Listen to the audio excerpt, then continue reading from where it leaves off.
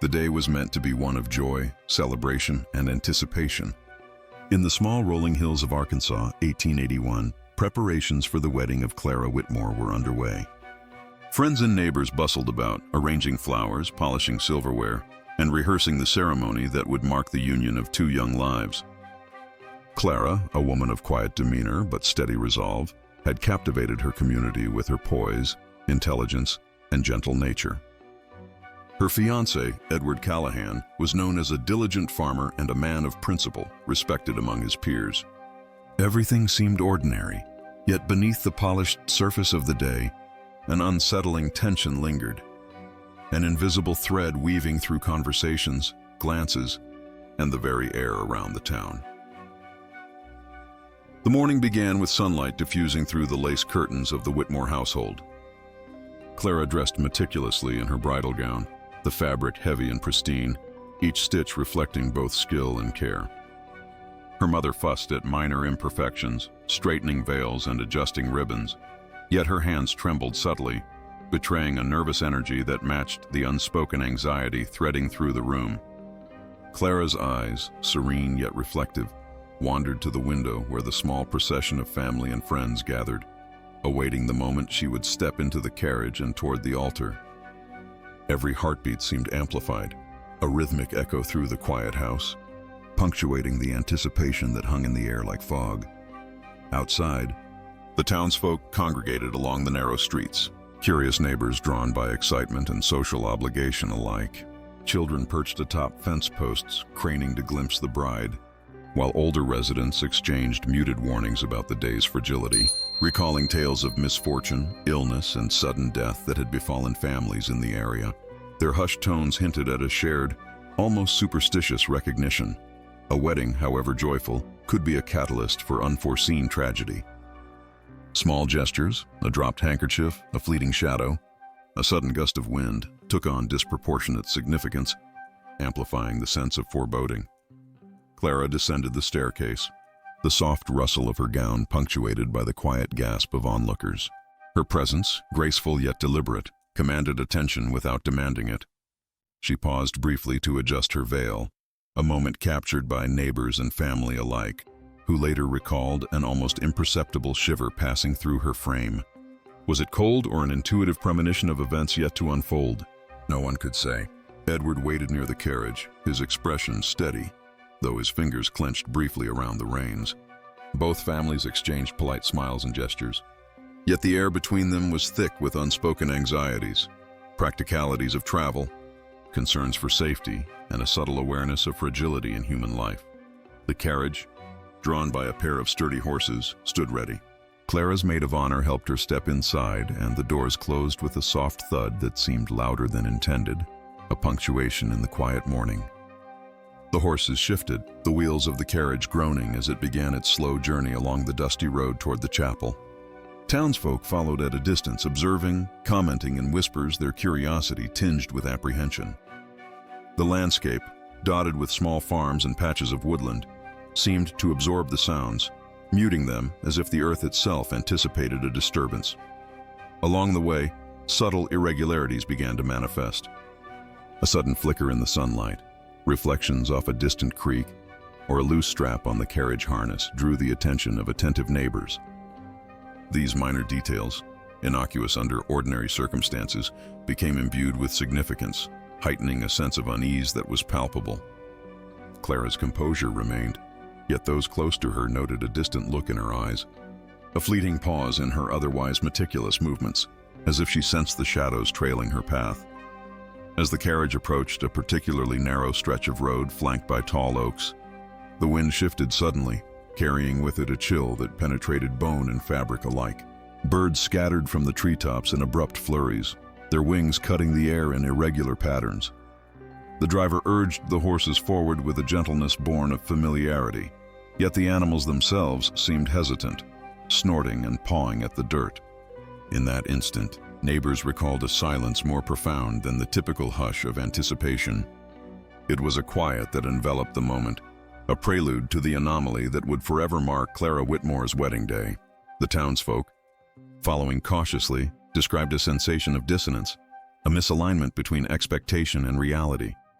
The carriage, the bride, and the ceremonial journey seemed almost suspended in time, a tableau in which normal rhythm and logic had been subtly disrupted. Conversations died mid-sentence, steps faltered, and glances toward the horizon revealed nothing yet everything, a palpable tension that suggested the ordinary was on the cusp of rupture. Clara, unaware to the casual observer, was now enmeshed in forces both environmental and human, practical and mysterious, that would culminate in a tragedy unlike any witnessed before or since. Even as the chapel steeple came into view, tall and white against the pale blue sky, the foreboding persisted. The familiar contours of the town, the gentle hills, and the sunlit trees did little to alleviate the intangible weight pressing upon the wedding party. Each participant, from the maid of honor to the distant neighbors lining the streets, felt the undercurrent of something unseen but profoundly significant. The day intended for celebration had shifted imperceptibly into the domain of unease, setting the stage for a sequence of events that would transform a common wedding into a story of mystery, suspense, and quiet horror. Thus begins the tale of Clara Whitmore, the bride who never reached the altar, a narrative of anticipation turned to suspense, normalcy upended by circumstance and the subtle forces of fate, culture, and environment converging to produce a moment that would haunt Arkansas history for decades to come. The initial calm, the meticulous preparations, and the social rituals of a wedding were all mere preludes to the extraordinary sequence of events that would unfold, leaving an indelible mark on the collective memory of all who witnessed, directly or indirectly, that fateful day. In the closing decades of the 19th century, Arkansas was a state still recovering from the social and economic upheavals of the Civil War. The 1880s marked a period of gradual reconstruction and rural stabilization, but life remained challenging, especially in smaller towns and remote settlements. Roads were largely unpaved. Transportation relied on horses and carriages, and access to medical care or emergency services was limited. Communities were tight-knit, with social structures reinforced by family ties, churches, and local schools. Yet isolation could magnify the smallest disturbances into events of great consequence. For young women like Clara Whitmore, the intersection of family expectations, social obligations, and the harsh realities of frontier life created both opportunity and pressure. Marriages during this period were more than personal unions. They were social contracts, often reflecting economic considerations, familial alliances, and community standing. Young brides were expected to navigate these roles with poise and obedience, balancing personal desire with the weight of communal expectation. Clara's upbringing, typical of her social stratum, included rigorous domestic training, church attendance, and participation in community rituals. Her education, while limited compared to urban centers, emphasized literacy, religious study, and moral propriety, shaping her perception of duty and decorum. In such an environment, weddings were not only a personal milestone, but also a public spectacle, scrutinized by neighbors and relatives alike. The economic conditions of the era also played a defining role. Arkansas was predominantly agrarian, with families dependent on farming, livestock, and seasonal trade. Subsistence and cash crops dictated the rhythm of daily life, while scarcity and vulnerability to environmental factors, droughts, floods, or harsh winters, added constant uncertainty. A wedding, therefore, was as much a celebration of stability and continuity as it was a social ceremony. Any disruption, illness, accident, or unforeseen calamity could have outsized effects, not just emotionally but materially, as households relied on mutual labor, cooperative work, and shared resources to survive. Social customs and folklore also held considerable influence. Superstitions were common, and local narratives often warned of misfortune tied to omens, unexplained accidents, or seemingly trivial irregularities in natural patterns. Families paid attention to the timing of events, the weather, and symbolic gestures, interpreting these signs as warnings or guidance. Clara's community, like many rural settlements, blended religious doctrine with practical folk beliefs, resulting in a worldview where spiritual, cultural, and environmental factors intersected. Such a perspective shaped not only individual behavior but collective interpretation of events, giving ordinary occurrences a heightened significance that could amplify fear or awe. Education, communication, and literacy rates were improving but remained uneven. Local newspapers, where available, provided limited coverage of daily events, yet town gossip and oral storytelling remained the primary means of disseminating news. A wedding, therefore, carried both the weight of private expectation and the potential for public scrutiny.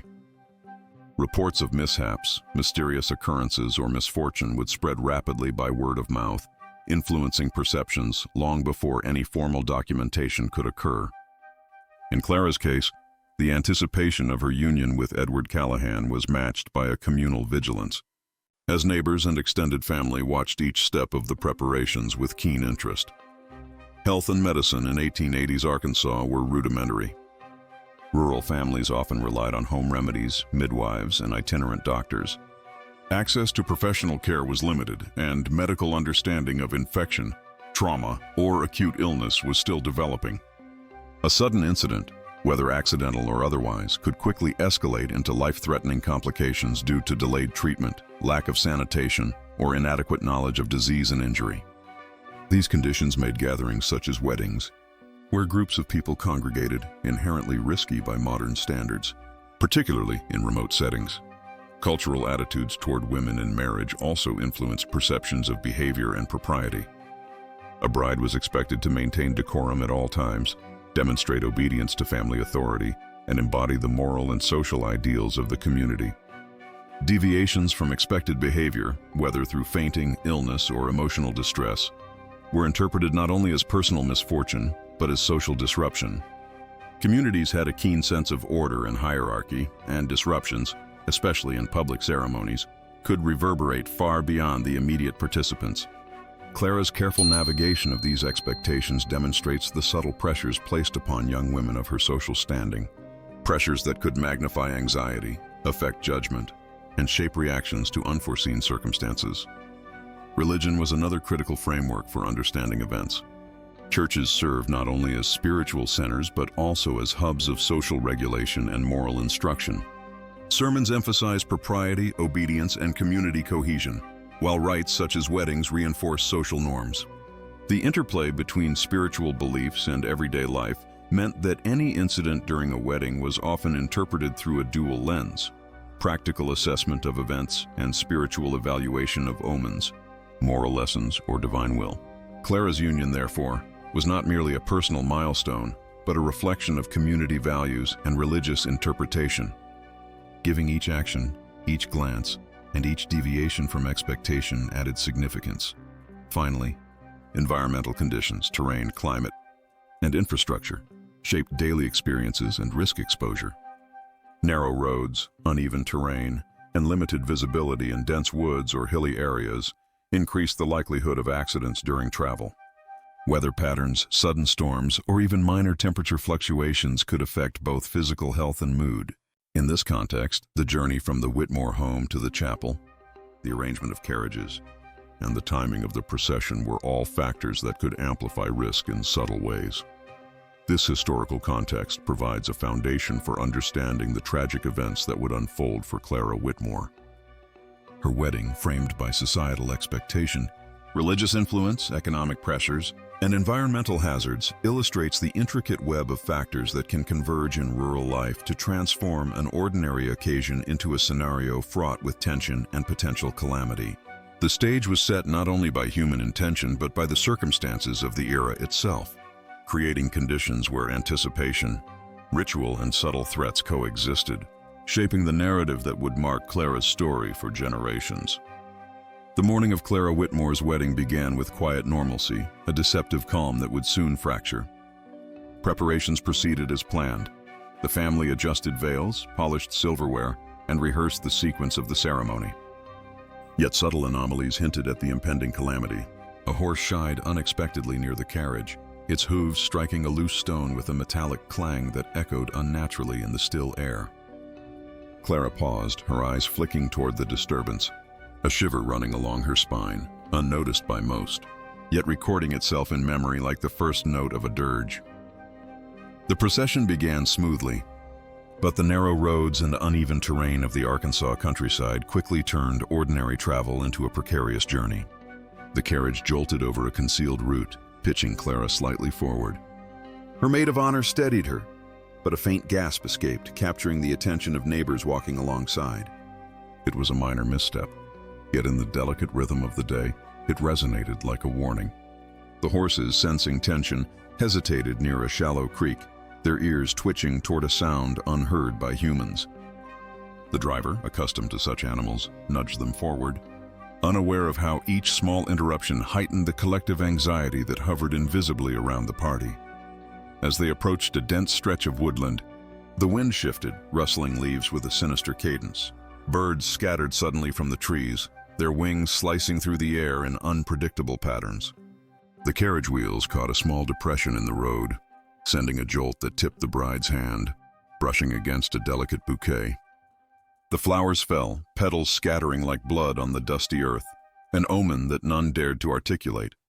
Edward, noticing the disturbance, adjusted the reins firmly, but the sense of unease had already taken hold.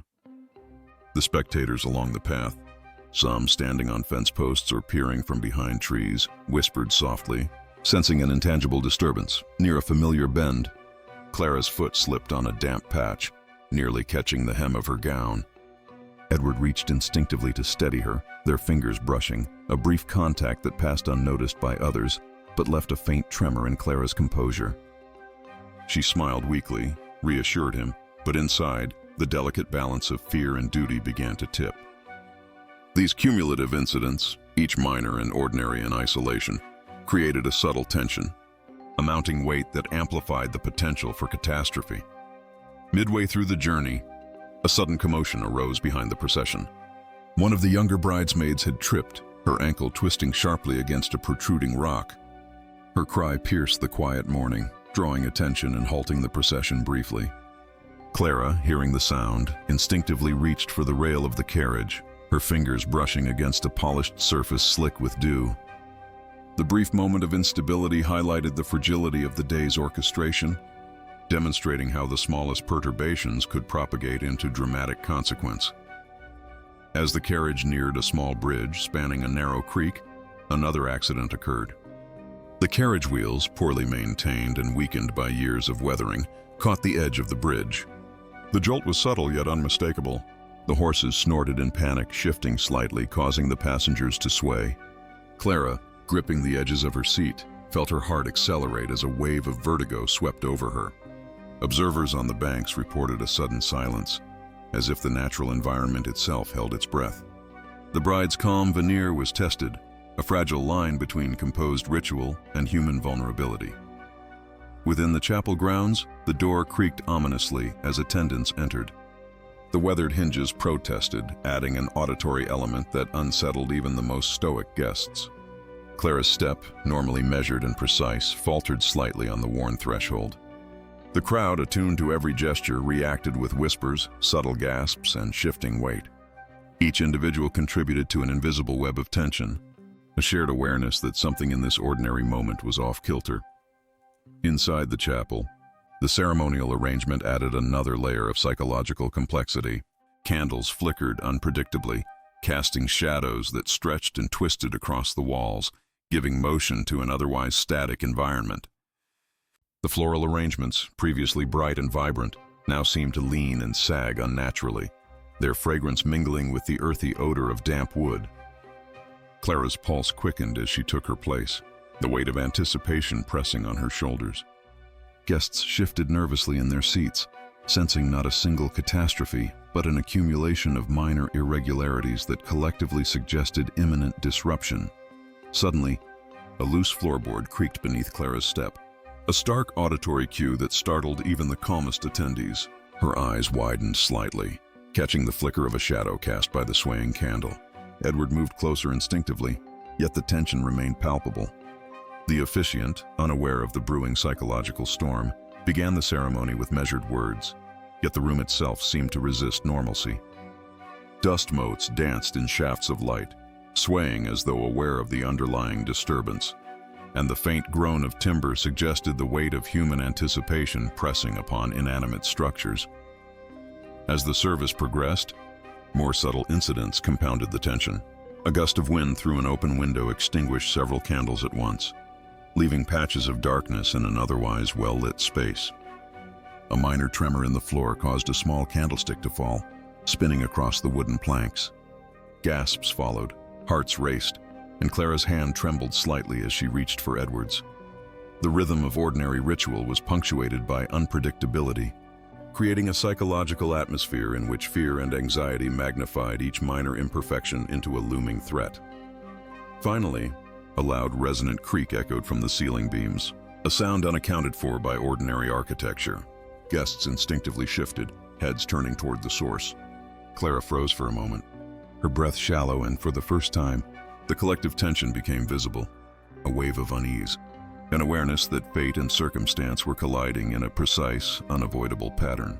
The bride, still standing, poised yet internally shaken, embodied the delicate balance of human control and vulnerability.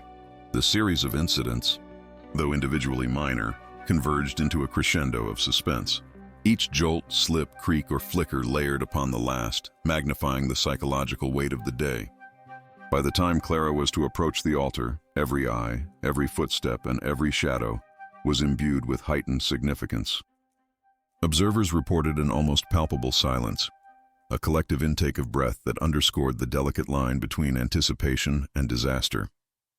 The room itself, the physical setting, and the human participants became co-conspirators in a narrative of suspense and subtle horror, a tableau where ordinary life intersected with extraordinary tension. This sequence of small, cumulative events set the stage for what would become the defining tragedy of Clara Whitmore's wedding day.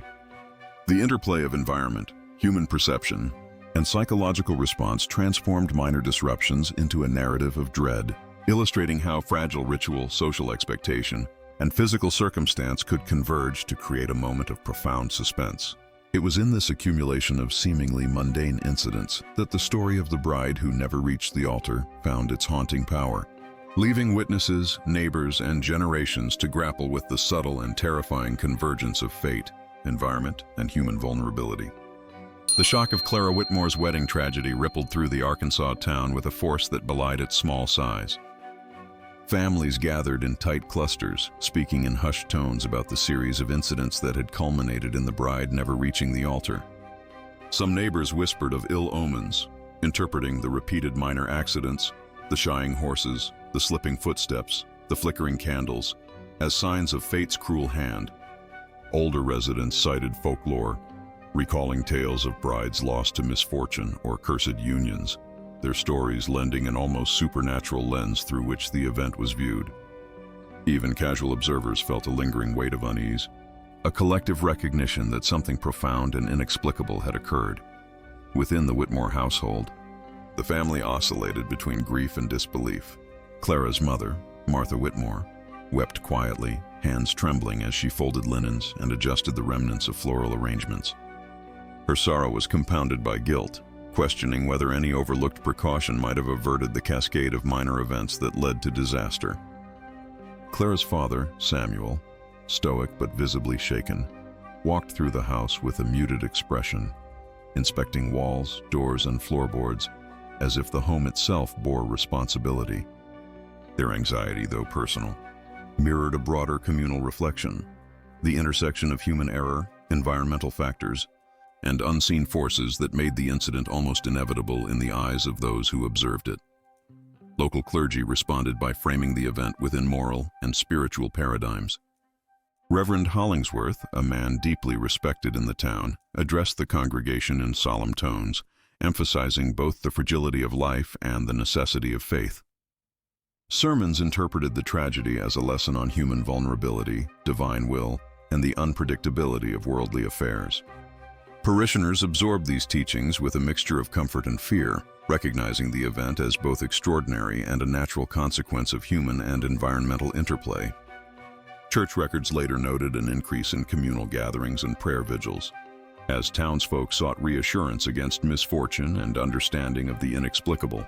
Medical practitioners of the area, though limited in number and knowledge, attempted to rationalize the sequence of events. Dr. Whitfield, the closest physician, examined Clara and the bridal party, noting no immediate physical ailments beyond shock, fatigue, and minor bruising.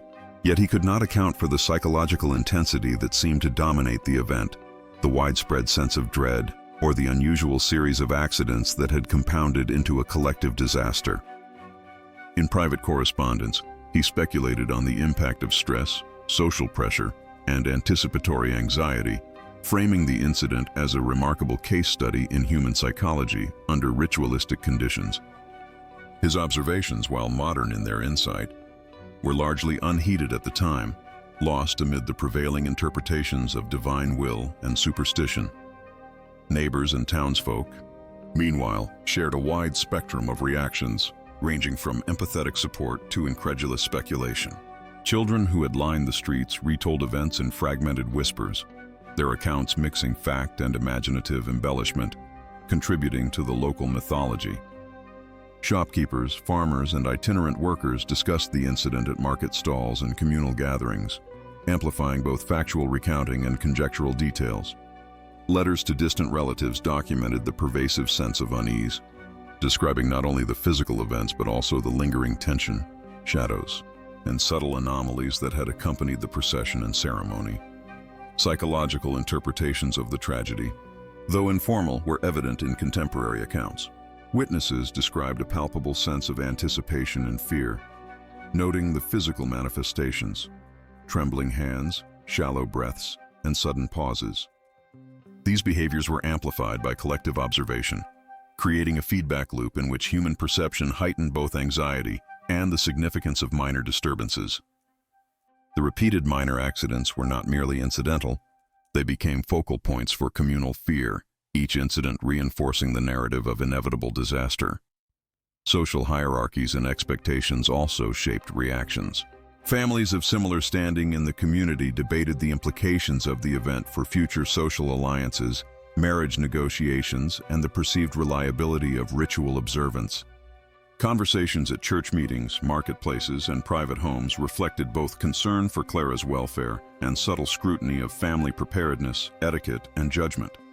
This blending of empathy and judgment highlighted the dual role of tragedy as both emotional and social event, shaping collective memory and interpretation. Newspaper accounts, though sparse, attempted to document the unusual series of events. Local presses described the minor accidents leading to the bride's collapse, her composure under duress, and the reactions of both attendants and townsfolk. Reports oscillated between factual description and sensational speculation, framing the incident as both a historical oddity and a moral lesson. Headlines, though brief, emphasized suspense and public interest, capturing attention with phrases such as the bride's tragic halt and Arkansas wedding shadowed by ominous events, cementing the narrative in communal consciousness.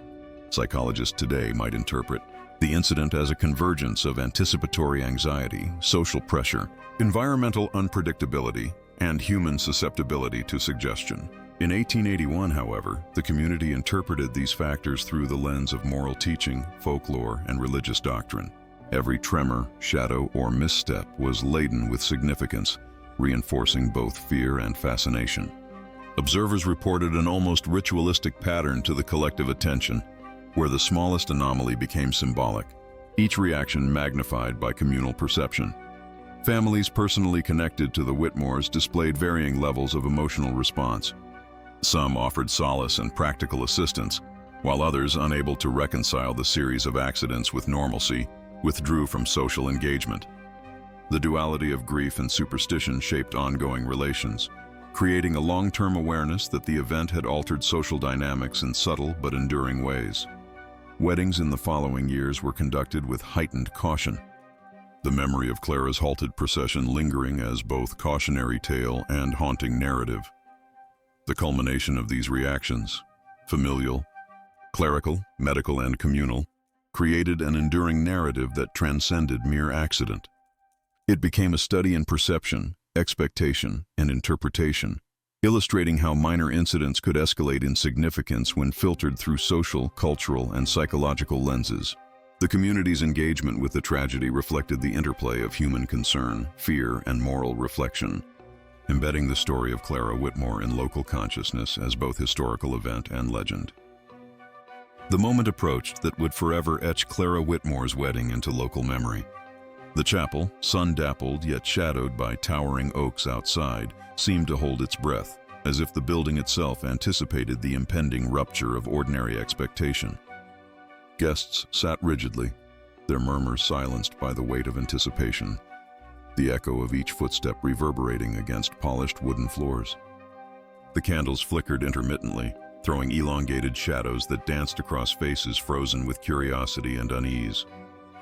Each element, the lighting, the architecture, the assembled crowd, combined to form a stage for the extraordinary sequence about to unfold. As Clara began her final steps toward the altar, a sudden jolt from the floorboards caught her attention. She paused, adjusting her stance, her gloved hands trembling ever so slightly. Edward, at her side, reached out instinctively to steady her, yet the faintest hesitation in his grip mirrored the collective tension in the room. An almost imperceptible breeze stirred through the open windows, rustling the curtains in a way that mimicked a whispered warning. The congregation, attuned to the delicate rhythm of ceremony, sensed something out of place, a misalignment between expectation and reality that produced a subtle but pervasive anxiety. A creak echoed from the chapel's balcony, drawing several gazes upward. No figure appeared, yet the sound alone was enough to unsettle the guests, who shifted uneasily in their seats. Clara's eyes, wide yet composed, darted briefly toward the noise. The intensity of the moment began to compound, each minor anomaly, the flicker of a candle, a loose ribbon, a misplaced flower, magnifying the psychological weight of anticipation. In that suspended state, the ordinary became extraordinary. The mundane took on symbolic significance, and the line between control and chaos wavered. Suddenly, a loud thud resonated from the rear of the chapel. One of the attendants had dropped a ceremonial book, its pages splaying across the polished floor. Gasps rippled through the crowd, a collective intake of breath that seemed to draw the very air into a vacuum. Clara's pulse quickened, her composure tested against the escalating pattern of disruptions. Each heartbeat became a drumbeat of suspense, audible in the collective consciousness of those present. Edward's grip tightened momentarily, a small anchor in a sea of uncertainty. As Clara approached the final steps, the wooden floor groaned under the weight of anticipation. A candle near the altar flickered violently before extinguishing completely, plunging a section of the chapel into partial darkness. Shadows stretched unnaturally, elongating across the faces of observers and the bride alike. The congregation murmured softly, instinctively adjusting to the abrupt absence of light. The room, already tense, now felt smaller, more intimate, yet overwhelmingly oppressive, as if the walls themselves had absorbed the anxious energy and reflected it back upon the occupants. Clara took a breath, steadying herself against the mounting sense of peril. Yet the very air seemed charged, each inhalation carrying the weight of collective expectation and fear. A distant rumble, perhaps the wind through the treetops or the settling of the chapel's aged beams, reverberated ominously, amplifying the sensation of suspense. Guests instinctively leaned forward, eyes fixed on the bride, each person acutely aware that this moment would define the narrative, the memory, and the communal experience for years to come. Then came the final disruption. A misaligned step on the last board of the aisle caused Clara to falter, her heel catching slightly. Edward reacted instantly, but the combination of prior incidents, the scattered petals, extinguished candles, distant creaks, had primed the atmosphere. A collective shiver passed through the congregation, an almost tactile sense of impending consequence. Clara's hand, reaching instinctively toward Edward, trembled visibly, the weight of accumulated tension pressing upon her shoulders. The bride's momentary imbalance triggered a cascade of minor reactions that compounded into dramatic effect. Guests shifted in their seats, murmuring anxiously. Candles swayed in their holders, casting moving shadows that seemed to animate the room itself. The organist's fingers, already tense, slipped slightly on the keys, producing a discordant note that hung in the chapel like a harbinger. Every sound, every movement became amplified in the charged atmosphere, a symphony of suspense and quiet horror. At the precise instant Clara reached the altar, a sudden gust of wind through the open door sent a ribbon from her gown spinning into the air. It twirled gracefully, momentarily catching the light before landing at her feet. In that silent beat between motion and stillness, observers felt an almost supernatural weight, the sense that fate itself had intervened, holding the moment suspended between resolution and catastrophe. The collective attention of the congregation sharpened. Eyes and minds focused solely on the bride, on the space she occupied, on the invisible tension surrounding her. In the culmination of this carefully orchestrated tension, Clara's composure gave way just slightly to the immense psychological load. A faint tremor ran through her body, barely perceptible yet sufficient to mark the apex of suspense. Every attendee, from the minister to the distant cousin, sensed the dramatic peak, the critical junction where human anticipation, environmental factors, and psychological fragility converged. Time itself seemed to dilate, extending the moment into a dense, almost tactile experience of anxiety and suspense. The climax of Clara Whitmore's wedding day illustrates the delicate balance between ritual and accident, expectation and misfortune. It demonstrates how minor disruptions, accumulated and interpreted collectively, can produce a profound, almost cinematic sense of suspense. Observers recorded not only the physical events, but the psychological resonance, the way anticipation magnified fear, how shadows and sounds were imbued with meaning, and how a single misstep could transform ordinary life into a moment of intense drama. The sequence remains an enduring example of how human perception, environmental conditions, and social ritual can intertwine to create an unforgettable peak of tension, the apex of quiet horror that defines the story of the bride who never reached the altar. In the days following the wedding that never fully transpired, the small Arkansas town remained suspended in a mixture of disbelief, sorrow, and quiet speculation. Clara Whitmore returned home, physically unharmed but mentally marked by the intensity of the day. Her composure, though restored in public view, carried subtle tremors in private moments, a hesitation in her step, a faint shadow in her gaze, a reflective pause in speech. Family members observed her carefully, noting the ways her personality had shifted, subtle alterations in tone, fleeting expressions of anxiety, and the weight of unspoken contemplation. What had begun as an ordinary celebration had evolved into an experience that lingered in consciousness far longer than the single morning or the ceremonial procession. The community, too, remained captivated. Neighbors recounted the events repeatedly, each retelling embellishing minor details while preserving the essence of suspense. Conversations in markets, at church gatherings, and along rural pathways were imbued with the quiet acknowledgement that something extraordinary had occurred, an incident that defied straightforward explanation. Some interpreted the day through religious lenses, considering it a warning or a test of faith, while others leaned toward superstition, recalling folklore of brides lost before their vows, spirits intervening in mortal affairs. The uncertainty of interpretation allowed the story to persist, circulating not only as historical record but as a living, almost mythic narrative within the social consciousness. Clara's immediate family experienced both relief and residual tension. Her mother, Martha, oscillated between gratitude for her daughter's survival and a persistent sense of unease, as if the near miss contained lessons beyond mortal comprehension. Her father, Samuel, maintained a stoic presence, yet his diaries reflected preoccupation with the fragility of life and the unpredictability of circumstance. These reflections illustrate the broader social impact of the incident. Ordinary citizens confronted with extraordinary events often reinterpret routine practices, social customs, and environmental awareness in response to perceived anomalies. For the Whitmores, daily life resumed, but with heightened attentiveness to small details and a cautious respect for the convergence of human intent and natural forces.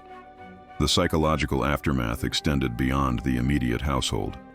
Guests and observers reported dreams, fleeting visions, or inexplicable sensations linked to the events of the wedding. Some spoke of shadows flickering at the edge of vision, whispered sounds in empty rooms, or sudden chills reminiscent of the morning's anomalies. While such accounts were largely anecdotal, they contributed to a collective narrative that blended historical fact with subjective experience, reinforcing the story's haunting quality. These personal testimonies suggest an interplay between memory, anticipation, and environmental cues, offering insight into how trauma, whether shared or witnessed, can shape long-term perception and social memory. Medical professionals, limited by the knowledge of the era, speculated privately on the effects of anticipatory anxiety and stress. Dr. Whitfield, reflecting on Clara's experience, noted the extraordinary psychological load imposed by social expectations, physical preparation, and repeated minor disruptions. His observations, though largely informal, highlighted an early understanding of what modern psychology recognizes as cumulative stress and situational anxiety. The interplay of environmental, social, and individual factors created a scenario in which the human mind could perceive ordinary events as extraordinary, amplifying their impact far beyond the immediate moment. The clergy emphasized moral and spiritual reflection. Reverend Hollingsworth continued to reference the incident in sermons, framing it as a reminder of human vulnerability, divine omniscience, and the significance of communal support. Parishioners internalized these teachings variably. Some found solace in spiritual interpretation, while others experienced heightened awareness of superstition and fate. The blend of moral instruction and societal observation reinforced the incident's place in collective consciousness, ensuring that the memory of Clara's wedding day persisted both as historical fact and as cautionary narrative. Speculation extended into broader folklore, influencing subsequent weddings and social gatherings in the area. Families enacted small rituals of precaution, such as additional prayers, careful arrangement of carriage routes, or vigilant observation of environmental conditions. While practical in appearance, these behaviors were deeply rooted in the interpretation of Clara's experience as both unique and symbolically instructive. The story of the bride who never reached the altar became a lens through which communities understood risk, ritual, and the fragile balance between expectation and accident. Even decades later, references to the incident persisted in diaries, letters, and local newspapers. Scholars studying social history and folklore have noted how a single day's accumulation of minor disruptions can evolve into a narrative of sustained fascination. The combination of anticipation, environmental subtlety, human psychology, and cultural interpretation demonstrates how a relatively brief event can leave an enduring imprint on memory, social behavior, and local legend. Modern reflection allows for speculation beyond contemporary understanding. Could Clara's near tragedy have been mitigated by changes in infrastructure or social planning? Were the minor anomalies, creaking boards, flickering candles, unexpected winds, simply ordinary occurrences magnified by collective attention? Or were they perceived as extraordinary due to social and psychological pressures? Perhaps the tension experienced by all involved produced a feedback loop in which awareness and anticipation amplified the significance of each event. Yet even with rational explanations, the story retains a mysterious aura, the convergence of human vulnerability. Environment and ritual continues to provoke fascination, uncertainty, and reflection. In the quiet of evening, long after the guests departed and the chapel returned to stillness, Clara Whitmore's experience lingered in the hearts and minds of those who bore witness. The story remained a testament to the fragile interface between expectation and reality, human perception and circumstance, community observation and personal experience. The bride who never reached the altar became more than a historical footnote. She became a symbol of tension, uncertainty, and the enduring power of memory. The epilogue leaves questions unresolved. Did the day's subtle anomalies carry symbolic weight? Or were they mere coincidence amplified by collective perception? How much did human psychology shape the interpretation of ordinary events into a narrative of suspense and near tragedy? And, most hauntingly, how does one measure the influence of fear, expectation, and environmental factors on the unfolding of history? Clara Whitmore's story, preserved in documentation, memory, and legend, invites reflection on these enduring mysteries, ensuring that the quiet horror of a wedding halted mid-ritual continues to intrigue, unsettle, and provoke contemplation for generations to come.